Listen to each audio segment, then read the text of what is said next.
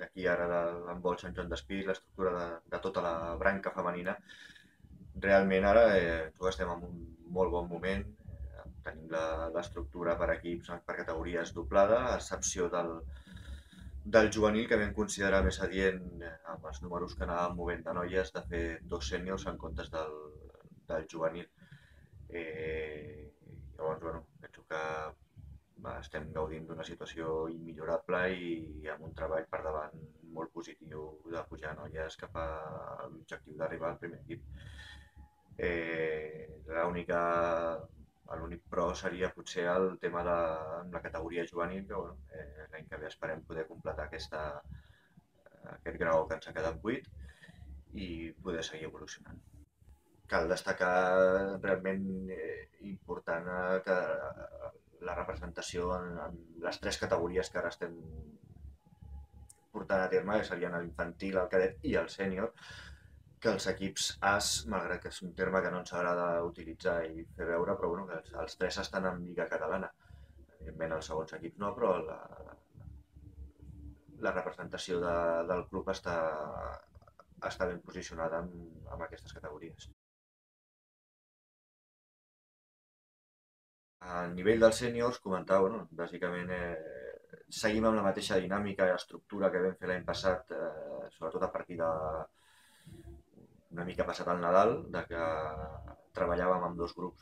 En aquell moment Cas era el juvenil que estava a Lliga Catalana més el sènior i ara vindrà a ser el sènior de Primera Catalana i el sènior de Lliga Catalana. I mirem de treballar conjuntament tots els continguts, objectius, amb la mateixa línia. D'aquesta manera hem buscat la situació de poder trobar-nos en pista gairebé tots els entrenaments de la setmana per seguir una mateixa línia de treball.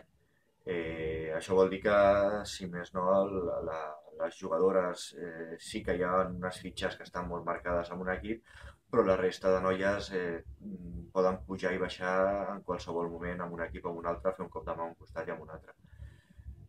A nivell de jugadores d'incorporacions noves, esmenar que tenim 2 noies que venen de Gavà, la Marta Galindo i la Nay Romero, són primeres línies, que bueno, on estaven potser una mica més mancats. I després, a nivell de porteria, la Cristina, que la teníem jugant amb el juvenil, ja la incorporem directament també amb sèniors i amb molts minuts. És una noia que pensem que ha de tenir minuts i ha d'evolucionar per ser una portera de futur del club.